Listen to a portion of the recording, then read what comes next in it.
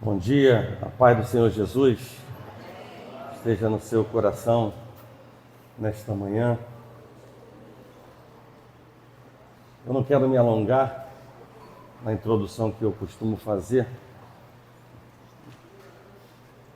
Hoje temos a apresentação do Dia das Crianças, mas eu quero apenas lembrar e crer que essa é a expectativa no seu coração daquilo que certa vez o salmista disse, né? Alegrei-me quando me disseram, vamos à casa do Senhor. Amém? Se essa é a expectativa do seu coração, você esteja certo que não passará em branco esta manhã e que Deus te abençoará. Amém? Convido a igreja a abrir a palavra do Senhor no livro de Ezequiel, Ezequiel capítulo 3.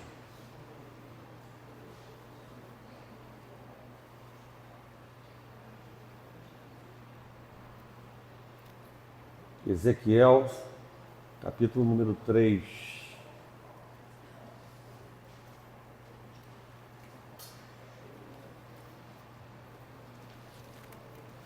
Ezequiel fica depois de Jeremias, logo depois de Lamentações. Diz assim a palavra a partir do verso número 17. E o subtítulo na minha Bíblia é o Atalaia de Israel. Amém? O Atalaia de Israel.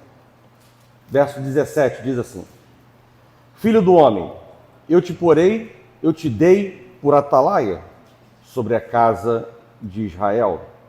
Da minha boca ouvirás a palavra e os avisarás da minha parte. Quando eu disser ao perverso, certamente morrerás, e tu não o avisares, e nada disseres para o advertir do seu mau caminho, para lhe salvar a vida, esse perverso morrerá na sua iniquidade, mas do seu sangue, da tua mão, o requererei. Mas se avisares o perverso, e ele não se converter da sua maldade e do seu caminho perverso, ele morrerá na sua iniquidade, mas tu salvaste a tua alma. Também, quando o justo se desviar da sua justiça e fizer maldade, e eu puser diante dele um tropeço, ele morrerá. Visto que não o avisaste, no seu pecado morrerá, e suas justiças que praticara não serão lembradas, mas o seu sangue da tua mão o requererei. Último verso a ser lido, 21. No entanto, se tu avisares o justo, para que não peque, e ele não pecar, certamente viverá, porque foi avisado, e tu salvaste a tua alma. Amém? Fecha os seus olhos. Vamos orar. Senhor Deus e Pai, graças te damos pelo privilégio, Pai, de sermos teus filhos e estarmos na tua casa, e com grandes expectativas para que o Senhor ministre ao nosso coração. Não temos uma agenda entre homens, mas oferecemos as nossas premissas para que o Senhor fale aos nossos corações, porque estamos em obra. O Senhor não concluiu a sua boa obra em nossas vidas. Precisamos ser aperfeiçoados e crescer. Esse é o entendimento que temos. E nada melhor do que ouvir a tua palavra, que tem poder para mudar, mexer, transformar mentes, corações, ações, para alegrar o seu coração e desfrutarmos de coisas grandes nesse tempo curto que se chama vida. Tenhas liberdade, Pai, nessa manhã para manifestar a sua poderosa mão sobre nossas vidas, Pai, porque sabemos que tudo coopera para o nosso bem. Prepara o ambiente espiritual, nossos corações e mentes, para que sejam propícios para ouvir a tua palavra, sem armaduras, sem questionamentos, sem dureza de coração, sem receio daquilo que o Senhor quer ministrar no profundo em nossas vidas. Assim nós oramos. E nós agradecemos já por tudo, em nome de Jesus, e que a igreja do Senhor diga amém. Podem sentar. Na Bíblia, os atalaias, ou as sentinelas, né, eram guardas encarregados de proteger as cidades e as instalações militares dos ataques do inimigo e outros perigos potenciais. Geralmente eles ficavam em muros altos ou em fortalezas, né, com o propósito a fim de vigiar e alertar os habitantes da cidade sobre possíveis ameaças que estavam se levantando. A Bíblia também se refere aos atalaias no sentido espiritual. Deus ele designou profetas como vigias espirituais sobre as almas do seu povo, com o propósito de quê? De exortá-los a viver fielmente e alertá-los sobre os perigos de se afastar do Senhor e dos perigos de praticar o mal. E como sentinelas, os profetas também foram chamados não somente para falar com os justos, mas também para falar, alertar os iníquos, os ímpios, sobre o julgamento e a destruição que viria sobre eles caso eles não abandonassem os seus maus caminhos. E o papel do vigia espiritual, ou do atalaia, ele continua no Novo Testamento na forma agora dos líderes de igreja. Hebreus 13:17 diz assim: obedecei aos vossos guias e sede submissos para com eles, porque eles velam por vossa alma, como quem deve prestar contas, para que façam isto com alegria e não gemendo, porque isto não aproveita a vós outros. Ver um pastor, um líder, gemendo, cuidando das suas ovelhas. E Deus também chama todos os cristãos a serem atalaias, a serem vigias, porque nós estamos sobre uma torre forte que é o Senhor, e nós temos que vigiar o tempo todo para anunciar ao mundo que o inimigo se aproxima e claramente declarar guerra contra o pecado. Deus não nos chama a fechar a porta do pecado, nem a ficar em cima do muro. Jesus disse aos seus discípulos no Evangelho de Marcos, capítulo 14, verso número 38. Vigiai e orai, para que não entreis em tentação. O espírito, na verdade, está pronto, mas a carne, ela é fraca. E aí, voltando ao livro de Ezequiel, né, em meio à apostasia espiritual, Ezequiel ele vem lembrar ao povo que Deus não muda e que ele faria cumprir a sua palavra, retirando os israelitas da terra prometida e lhes dando o devido castigo. No entanto, ao mesmo tempo, Ezequiel também relembrou o povo que mais tarde haveria restauração com a construção de um novo templo, com o reinado messiânico e com a conversão de Israel ao Senhor, deixando muito claro para nós uma mensagem de que a justiça de Deus e a sua misericórdia sempre caminham juntas. Mesmo quando ele está na sua porção justiça, está acoplado a ele a sua porção misericórdia. Porque quando ele está na versão justiça, a sua misericórdia quer fazer com que cheguemos ao entendimento de qual é o nosso caminho, da maneira como nós somos chamados a viver. E assim, de maneira abreviada, a mensagem de Deus para o atalaia foi a seguinte: você tem que alertar o meu povo para entender que cada um é responsável por seu próprio comportamento. E é sobre isso exatamente nessa manhã que eu quero trabalhar com a palavra de Deus na sua vida. Responsabilidade pessoal, responsabilidade comportamental, né?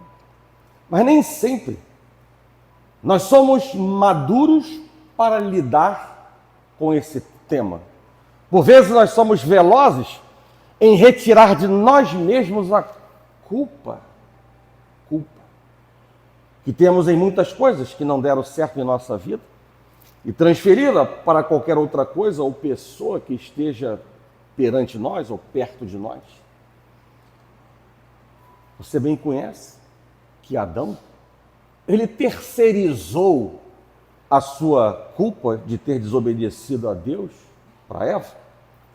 E Eva, por sua vez, terceirizou a sua culpa para a serpente. E na visão de ambos, eles foram enganados, ludibriados, eles foram levados a pecar, eles não tinham culpa. A culpa era de alguém e não deles próprios. Na verdade, Adão fez isso quando ele não assumiu a sua responsabilidade de ser o líder do lar, quando não assumiu a sua responsabilidade de repreender Eva por ter ido em direção ao fruto proibido. Ele fez isso quando não assumiu a sua responsabilidade por não dizer não, quando ela o convenceu de que também deveria comer o fruto proibido, desobedecendo a ordem dada por Deus. Da mesma forma que Adão e Eva fizeram, muitos cristãos também gostam de terceirizar as suas responsabilidades para outras coisas e outras pessoas. Se não estamos indo à igreja ou vindo à igreja, colocamos a culpa em alguém ou em alguma coisa. É o meu trabalho, é a minha família, é aquele irmão que não me cumprimenta, é a chuva, é o sol, é o calor, é o frio. Não? Se eu não oro, eu não leio a palavra de Deus, é porque não dá tempo, é porque eu estou cansado, é porque minha família não ajuda, é porque eu fico com sono, é porque isso, é porque aquilo. E o principal, Deus sabe por que eu estou fazendo isso. Muitas vezes o porquê, ele não está associado à nossa culpa. A culpados terceirizados que apontamos. E assim vamos vivendo a vida nessa mentira. Reagindo negativamente às nossas próprias responsabilidades. Irmãos, se queremos algo, nós fazemos. Se nós lutamos, nós vencemos. O contrário também é verdadeiro. Se não queremos algo, não fazemos. Se não lutamos, perdemos. Deus ele não aceitou as desculpas esfarrapadas de Adão e Eva. Ambos foram considerados culpados, porque eles tinham todas as condições de fazer o que era certo e não o fizeram. Não havia justificativa, desculpa, que pudesse ser aceita como algo razoável, ponderável. E isso também acontece conosco. Não fazemos muitas coisas que são prioridades para Deus e em nossa vida. Porque muitas vezes acreditamos que as nossas desculpas amenizam a nossa responsabilidade. E eu pergunto para a igreja, a quem nós estamos enganando com esse comportamento? A Deus? Não. As pessoas? Talvez. A nós? Certamente. Eu diria que enquanto nós ficarmos terceirizando a nossa culpa, ao invés de assumi-la com humildade, nós estaremos em um círculo vicioso, não é um círculo virtuoso, é um círculo vicioso, que só nos levará a achar mais e mais culpados para as tolices que fazemos e nunca conseguiremos nos arrepender verdadeiramente, deixar os erros para trás e avançar em direção aos acertos e à vontade de Deus para a nossa vida. Outra coisa que precisa ficar claro ao falarmos sobre culpa ou de culpa, né, é que a maldição, ela não é hereditária. E os filhos só herdam quando praticam os mesmos pecados dos pais. Embora muitas vezes soframos os efeitos do pecado cometido por aqueles que vieram antes de nós, Deus ele não pune pelos pecados de outra pessoa. O próprio livro de Ezequiel, no capítulo 18, verso 20, vai clarear isso que eu estou falando. A alma que pecar, essa morrerá. O filho não levará a iniquidade do pai, nem o pai a iniquidade do filho. A justiça do justo ficará sobre ele, e a perversidade do perverso cairá sobre este. Então, há uma leitura clara da responsabilidade individual e não hereditária.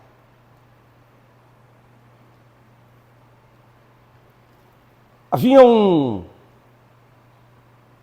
menino chamado Billy, que ele era o terror, 4 anos, o terror do jardim de infância da sua igreja. Ele empurrava e ele derrubava as outras crianças, ele dava pontapés e geralmente ele deixava tudo desarrumado. Acredito que nós não temos Billys aqui na nossa escolinha, né? Mas um dia a professora lhe propôs o seguinte: Billy, 4 anos, você gostaria de fazer a oração? E o pequeno briguento, ele fez uma oração sincera e muito simples. Ele disse assim: Jesus, por favor, ajude essas crianças a não caírem tanto como elas caem.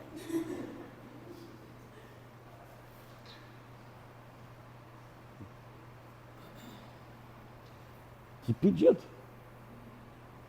Era só uma frase, e ele, no alto dos seus 4 anos, ele se eximiu da responsabilidade pelas quedas e pelos ferimentos das outras crianças. Mas eu diria que mudança e responsabilidade andam juntas, ou devem andar juntas. Mudança e responsabilidade andam juntas. Nós não podemos ter nenhuma mudança comportamental, a menos que assumamos a responsabilidade por nossos atos, ações, decisões. E eu diria, com base na palavra de Deus, e não façam pré-julgamento de mim, que a transformação só acontece com o rosto desvendado. A transformação só acontece com o rosto desvendado. Se não tirarmos a máscara, seguramente o poder transformador operado pelo Espírito Santo não irá se manifestar. Se não lhe convenci, Deus vai lhe convencer. 2 Coríntios capítulo 3, verso 18 diz: e todos nós, com o rosto desvendado, está escrito, com o rosto desvendado, sem máscaras, sem véus, sem aparências, sem hipocrisias. Vou repetir: e todos nós, com o rosto desvendado, contemplando como por espelho a glória do Senhor. Aí olha o que vai acontecer com o rosto desvendado. Somos transformados de glória em glória na sua própria imagem, como pelo Senhor o Espírito. Você já percebeu a intensidade e a velocidade de transformação que se dá na vida de um novo convertido? Cadê o irmão Ataíde? Está lá atrás, né? Ele é o autor da célebre frase no ofertório, né? Para que não fique apenas em minhas palavras, não é isso que o irmão Ataíde fala? Não é isso? Ele sempre fala isso, né? Depois que ele faz a introdução, ele costuma dizer, né? Para que não fique apenas, estou pegando o direito autoral do diácono Ataíde, né? Para que não fique somente em minhas palavras. Observe, por exemplo, o que aconteceu quando a palavra de Deus ela foi pregada, propagada em Éfeso. Atos 19, a partir do verso 18, diz assim: muitos dos que creram vieram confessando e denunciando publicamente as suas próprias obras.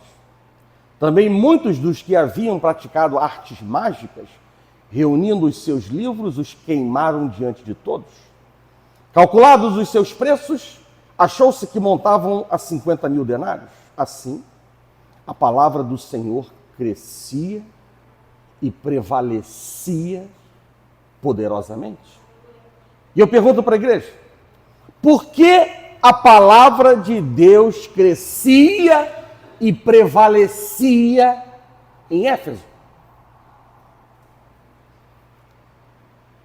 Eu diria que não foi apenas porque foi pregada, e sim porque depois de receberem a pregação, eles reconheciam e confessavam publicamente os seus pecados.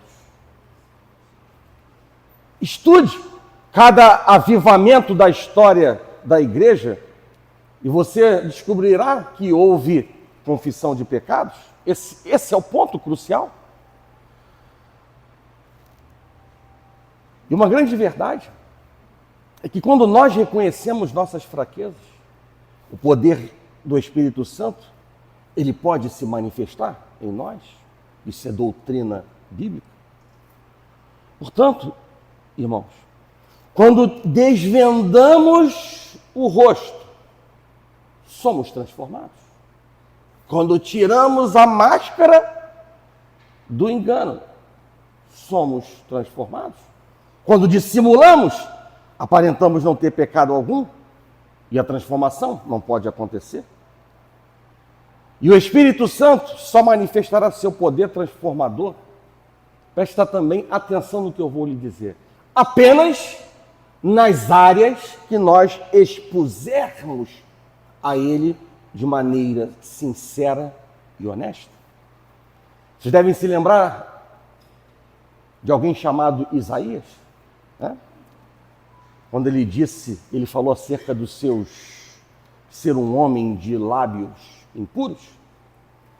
Ele declarou para Deus a sua restrição, a sua limitação, o que lhe incomodava. Ele restringiu a área para Deus, ele expôs uma área clara para Deus, e a palavra de Deus diz que um dos serafins voou na direção dele, trazendo na mão uma brasa viva do altar e tocou na sua boca, dizendo: eis que ela tocou os teus lábios, a tua iniquidade foi tirada e perdoado o teu pecado. Ele pediu por uma coisa específica e Deus lhe deu. Então Deus, ele age naquilo que nós abrimos o coração, deixando ele trabalhar. Ele não entra com violência, ele não faz nada por força, nem por violência, por gritaria. A igreja de Nova Vida de Botafogo, ela está caminhando na estrada da maturidade. E, consequentemente, sem qualquer tipo de pré-julgamento, porque a verdade, ela tem que ser dita, porque a verdade, conhecereis a verdade, e a verdade vos libertará. É tempo de tirar máscaras, de remover o véu do rosto e andar em honestidade e transparência. Essa é a essência do verdadeiro arrependimento e o anseio que deve reinar em todo coração que deseja se render totalmente a Deus. E eu penso que era isso que o profeta Joel, pelo Espírito Santo, ele falava aos israelitas de seus dias. Lá no capítulo 2, a partir do verso 12 do livro de Joel, está escrito assim: ainda assim, agora mesmo diz o Senhor, convertei-vos a mim de todo o vosso coração. E isso de que maneira? Com jejuns, com choro, com pranto. E ele vai dizer uma coisa importante agora: rasgai o vosso coração e não as vossas vestes, e convertei-vos ao Senhor vosso Deus, porque Ele é misericordioso, Ele é compassivo, Ele é tardio em se irar, Ele é grande em benignidade e Ele se arrepende do mal. E eu entendo que sem transparência e honestidade não pode haver transformação. Rasgar o coração e não as vestes como prova de arrependimento. A sinceridade e a transparência têm grande poder na luta com o pecado ou contra o pecado. O homem tenta manter a aparência, porque é assim que os outros homens o veem e o medem. Mas Deus, ele quer de nós transparência, simplesmente pelo fato dele nos conhecer por inteiro, por completo. E eu diria para a igreja que certamente é melhor desmascarar nossos pecados. Certamente é melhor desmascarar nossos pecados antes que eles nos desmascarem.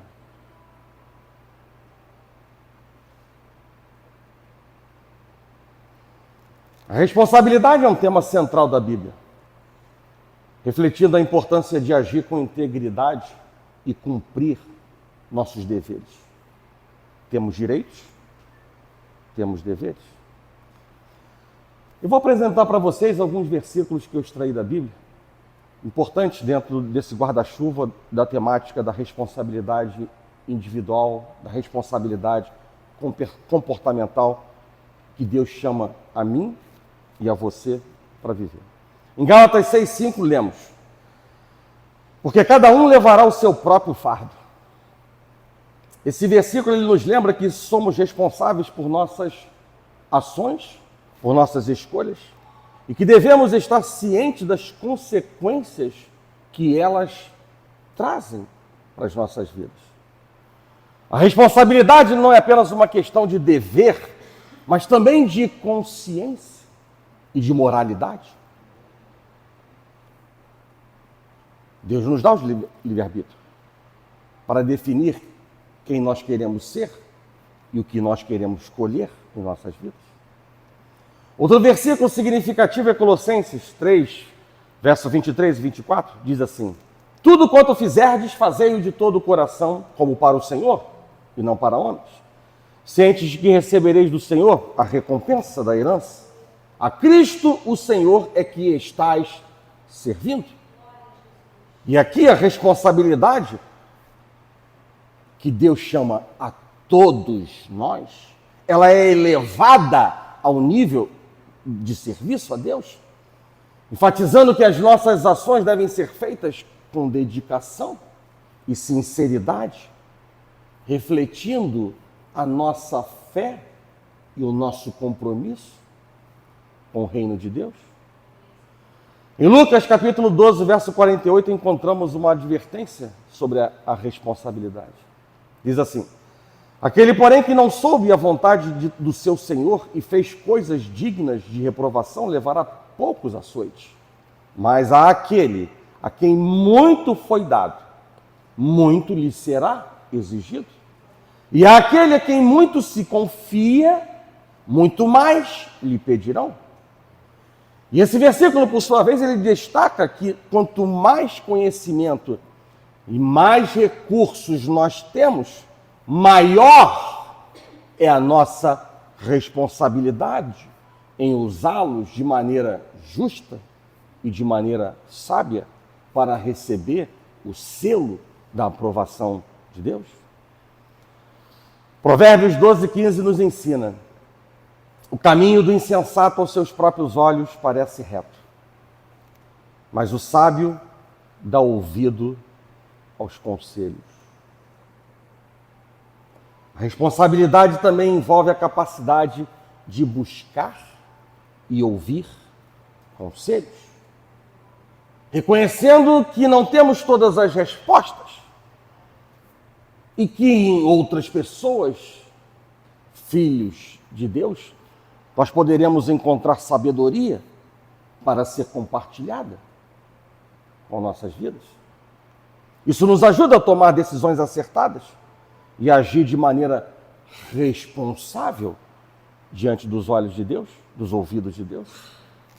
Em Mateus capítulo 25, temos a tão conhecida parábola dos talentos, que ilustra a importância de usar bem os recursos que nos foram confiados.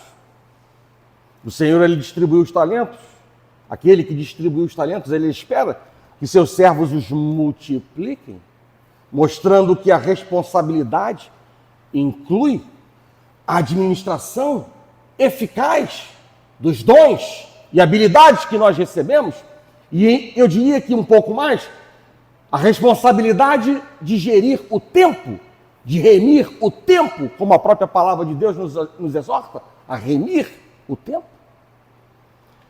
Em Tiago, capítulo 4, verso 17, encontramos uma advertência clara. Portanto, aquele que sabe que deve fazer o bem e não o faz, nisto está pecando. Vou repetir. Portanto, aquele que sabe que deve fazer o bem e não o faz, nisto está pecando. E obviamente que esse verso nos chama a inação, a omissão. Não, ele nos chama a ação, enfatizando que a responsabilidade não se limita a evitar o mal, mas também a fazer o bem, quando nós temos a oportunidade em nossas mãos. E ignorar essa responsabilidade pode ter sérias consequências espirituais em nossas vidas. Em Romanos capítulo 14, verso 12, nós lemos: assim, pois, cada um de nós prestarás contas de si mesmo a Deus. Aqui, Paulo nos lembra que no final de tudo aqui e no final de tudo lá, somos responsáveis por nossas vidas diante de Deus. Nossas escolhas, ações e omissões, elas serão avaliadas e isso deve nos motivar de uma maneira responsável e consciente. Outro aspecto crucial da responsabilidade cristã é a ética nas relações interpessoais. Os cristãos são chamados a amar uns aos outros, a perdoar e a buscar a reconciliação. Em Mateus capítulo 22, verso 39, Jesus ele nos ensina a amar o próximo como a nós mesmos, o que implica uma responsabilidade de tratar os outros com dignidade e respeito. E isso se traduz em ações cotidianas, como por exemplo, sem a pretensão de esgotar, como por exemplo, ser honesto em nossos negócios, respeitar a dignidade de cada indivíduo, trabalhar para resolver conflitos de maneira pacífica, dentre outros.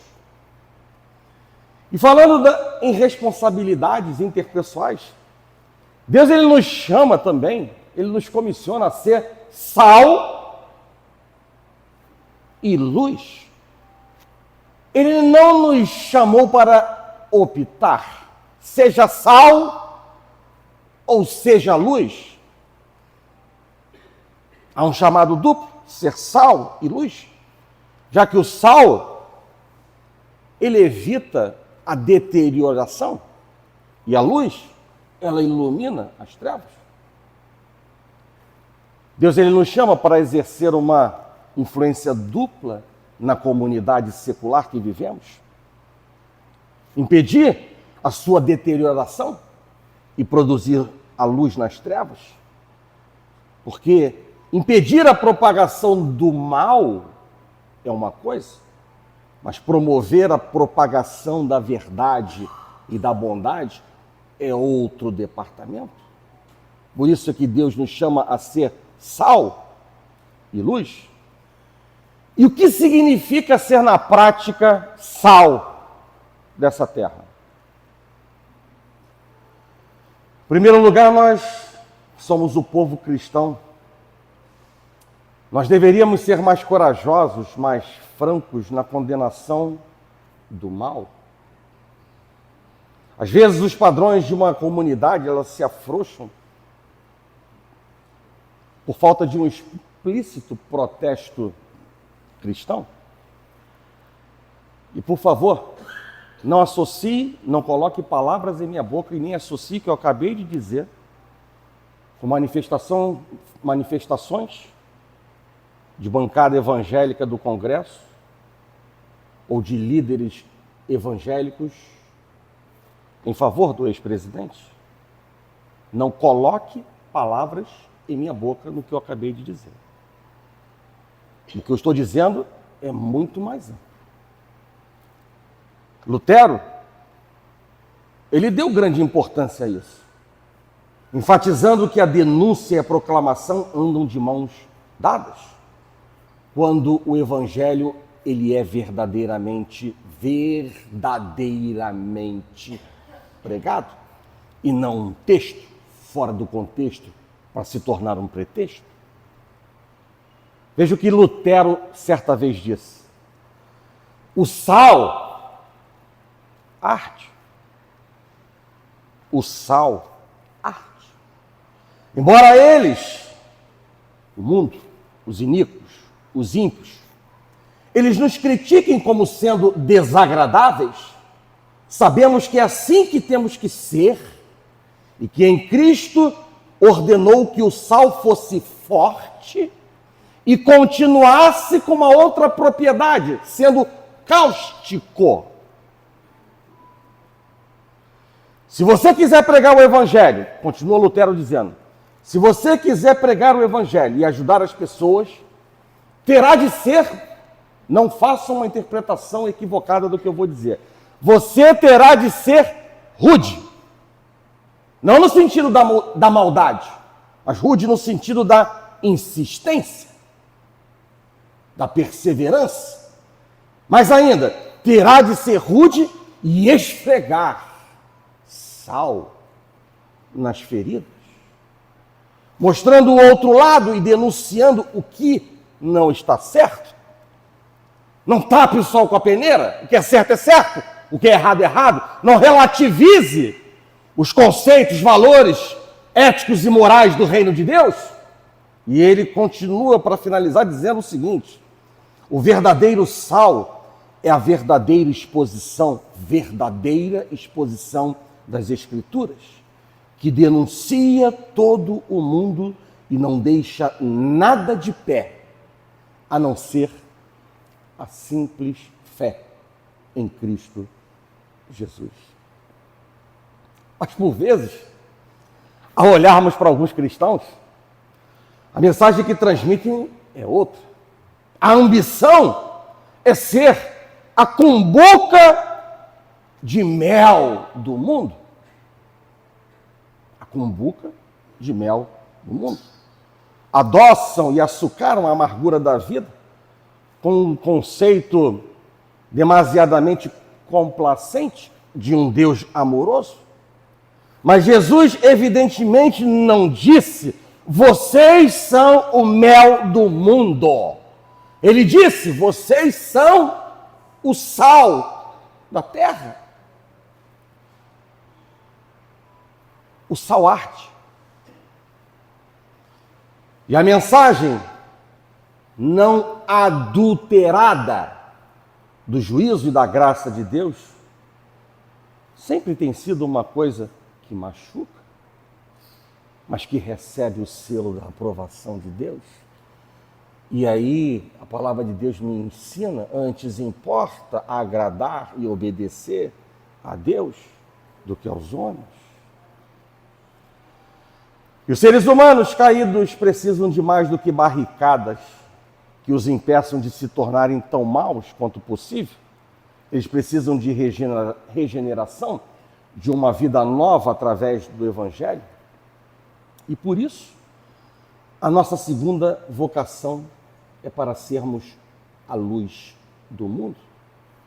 Porque a verdade do Evangelho é a luz, contida, é verdade, em frágeis lâmpadas de barro, mas brilhando através da nossa mortalidade com a mais conspícuas das claridades. Nós fomos chamados a propagar o Evangelho, estruturar o nosso modo de viver de um jeito que seja digno do Evangelho, que seja coerente com o Evangelho. Além disso, A responsabilidade cristã, ela inclui também, voltando, né, a falar sobre versículos, né, a busca pela santidade pessoal. Os cristãos são chamados a viver de maneira que reflita o caráter de Cristo, buscando a transformação interior por meio do Espírito Santo. Em Romanos capítulo 12, verso 1 e 2, nós somos exortados a oferecer os nossos corpos como sacrifício vivo, santo e agradável a Deus, o que implica uma responsabilidade de viver de maneira que glorifique a Deus em todas as áreas da nossa vida. Não é de qualquer maneira, não é de maneira simplista. Temos uma identidade espiritual trina. Assim como Deus é 3 em 1, nós também temos uma identidade espiritual trina. Nós somos filhos de Deus, testemunhas de Cristo e templos do Espírito Santo de Deus. Seja coerente com essa identidade. Seja coerente com essa identidade. Vigia com quem você anda, com quem você fala, com quem você se relaciona, porque a palavra de Deus diz em 1 Coríntios, capítulo 15, verso 33, não vos enganeis, as más conversações corrompem os bons costumes. Não se engane, Deus é transparente. Vigia no tocante às suas vestimentas e a publicação de fotos em mídias sociais, porque o espírito de sensualidade e sedução, ele anda ao derredor, inclusive das igrejas. E Deus mostrou isso para um vaso desta igreja nessa semana, a respeito deste espírito de sensualidade, de nudez, de sedução. Vigia para que o seu testemunho de vida seja coerente com a sua identidade espiritual. Não envergonhe o teu Deus. Não seja um propagador de práticas mundanas. Não estimule o erro em ninguém. Vigia os seus parâmetros morais e éticos de vida. Vigie as suas decisões. Vigie a sua voz interior. Porque ela milita contra o espírito. A carne milita contra o espírito. Não há dúvidas de que a responsabilidade cristã, ela é uma jornada contínua de crescimento e aprendizado, e que envolve um compromisso de autoavaliação e rendimento e arrependimento, reconhecendo que todos nós falhamos em algum momento. Presta muita atenção que eu vou caminhar para o fim da palavra, mas para o que vai ser dito a partir de agora por mim. A Bíblia, ela não é neutra. E nem nós podemos ser neutros. Em tempos de relativismo moral e fé diluída, muitos tentam se esconder na suposta neutralidade. Mas o reino de Deus, ele não permite indecisos. Jesus, ele foi absolutamente categórico quando ele disse assim: quem não é comigo é contra mim, e quem comigo não ajunta, espalha.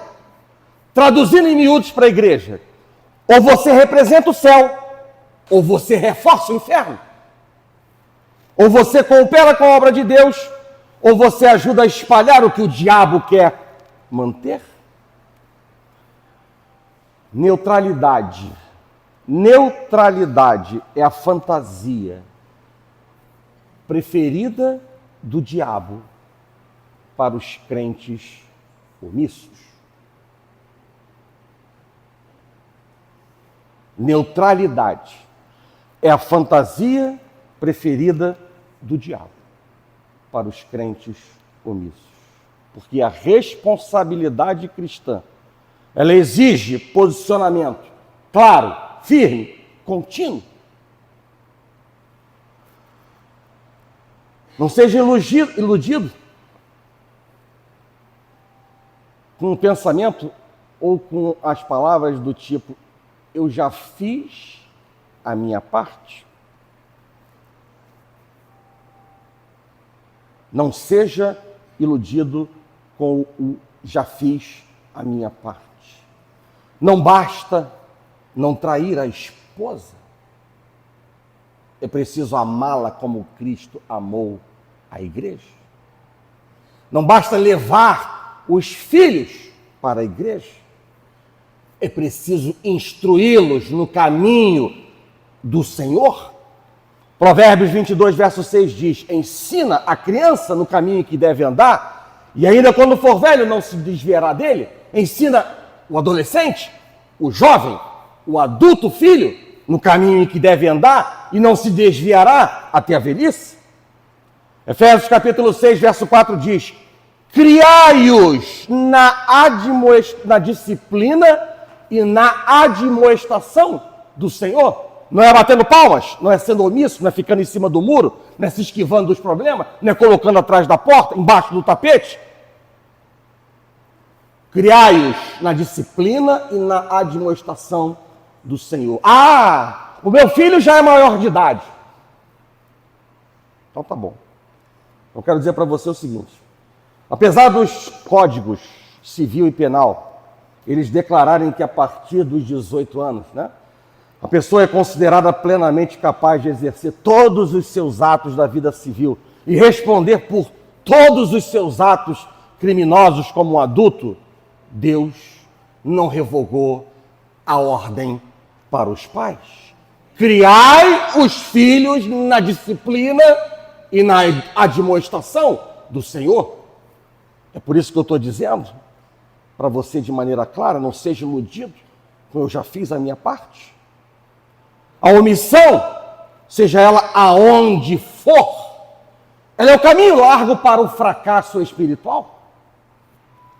Quem não confronta o pecado, confirma o erro. Quem não ensina a verdade, tolera a mentira.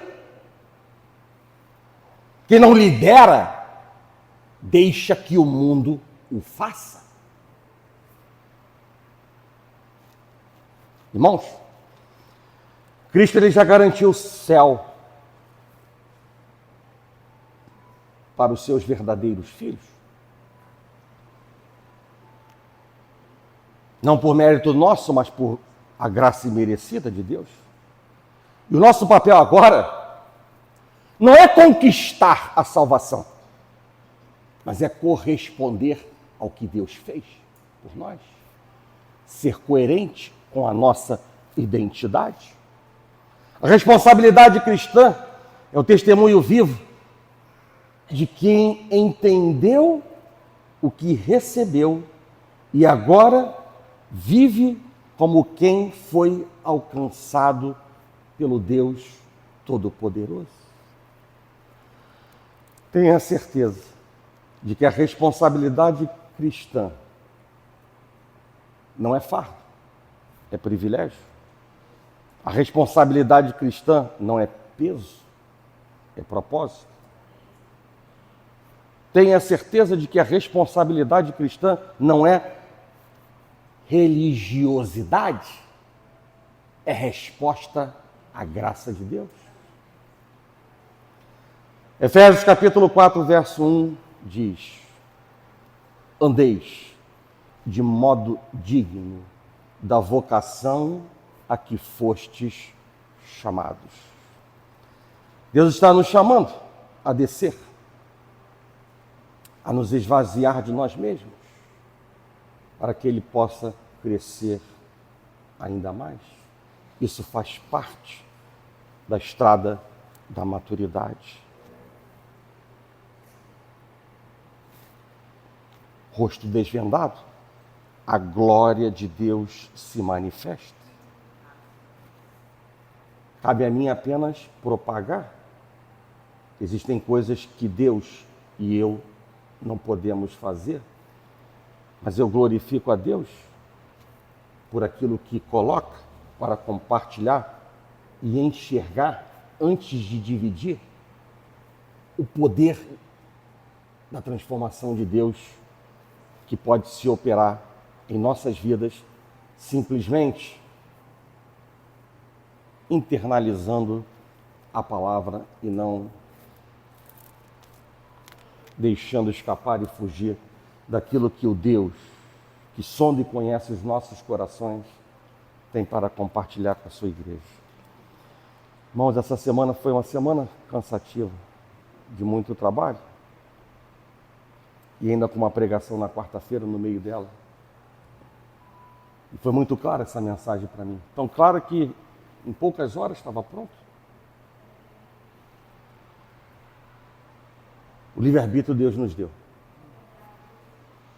E as nossas decisões, elas vão sempre apontar, como eu digo para a igreja, quem nós queremos ser e o que nós queremos colher. Deus é fiel. Deus honrará sempre o seu esforço e o seu sacrifício. Não fique à margem da vontade de Deus. Aceite aquilo que Deus fala contigo. Não existem coincidências no reino de Deus. Ele é o dono da história. E Ele continua com essa propriedade linda e poderosa de enxergar o nosso coração para ministrar a palavra que precisamos ouvir. E é por isso que eu gosto de ser exortado. Porque eu não sou perfeito e eu quero crescer. Então, por isso, gosto de ser exortado. E, sobretudo, com o amparo da palavra. Claro, não ser exortado por palavra de experiência. Falar da palavra. Gosto. Porque em poucas letras nós vemos o poder grande de Deus pronto para agir em nossas vidas. Feche os seus olhos.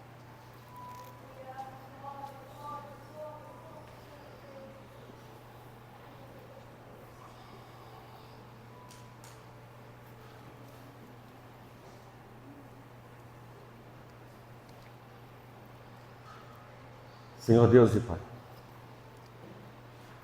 graças nós te damos, Pai, pelo privilégio de estarmos na sua casa e ouvir a tua palavra. Quão bom, Deus, é lembrar da tua palavra que diz que o Senhor só exorta e repreende a quem o Senhor ama. E esse discernimento precisa estar preso no nosso coração para não distorcermos aquilo que o Senhor quer fazer em nossas vidas. O Senhor não deseja ver retrocedermos e nem estarmos em cima do muro. O Senhor nos chama a avançar e a desfrutar de coisas grandes na sua presença, a ter intimidade com o Senhor e a viver nada diferente do melhor dessa terra como homens e mulheres mais do que vencedores em Cristo Jesus. Por isso, Pai, nessa manhã, nos dá, Deus, o discernimento dos nossos posicionamentos, nos dá força para anular a carne.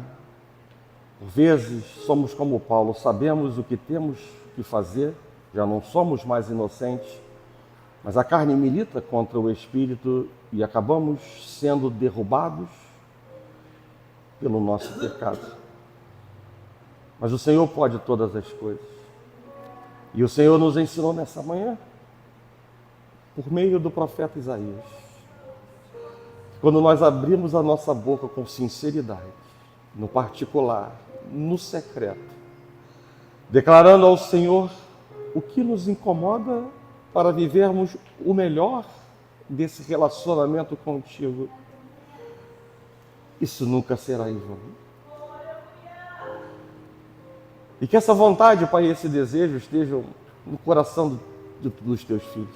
É o Espírito Santo quem convence do pecado, da justiça e do juízo. Não é por força, nem por violência. Pelo contrário, o Senhor diz: eis que estou à porta e bato. Se alguém ouvir a minha voz, eu entrarei e cearei com ele e ele comigo. Nós queremos, Deus, avançar nessa estrada da maturidade. Nós não queremos retardar, Senhor, desertos e também, Deus, o tempo da Tua bênção sobre nossas vidas. Ajuda-nos, Deus, a mortificar a carne, a tirar os desejos, Deus, que nos fazem próximos ao mundo, ao invés de estarmos florescendo e frutificando como instrumentos para a Tua glória, Pai. Queremos, Deus, mais de Ti. O Senhor já tem feito tantas coisas, mas queremos mais de Ti. E eu entendo que isso agrada o Seu coração. E nós temos que respeitar o Teu tempo, que é diferente do nosso, porque os Seus propósitos precisam ser cumpridos em nossas vidas. E um dos grandes propósitos é a salvação.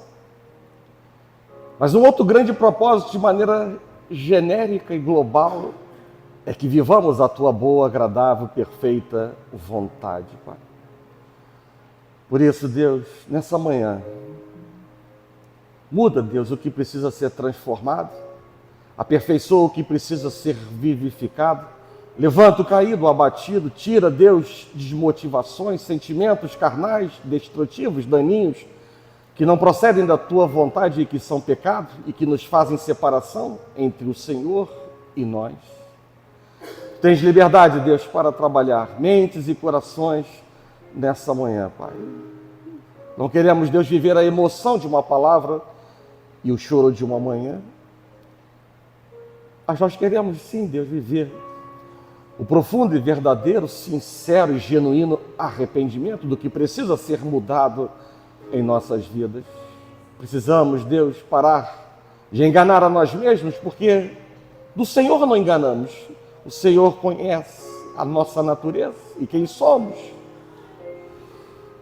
Dá a Deus esse entendimento, a humildade e o comprometimento com aquilo que Jesus Cristo fez na cruz do Calvário em nosso favor. Nós não podemos brincar e negociar com a carne um alto preço que o Seu Filho, uma oferta extravagante, ofertada à Sua igreja, para hoje termos, Deus, comunhão e vivermos a vida eterna contigo, Pai.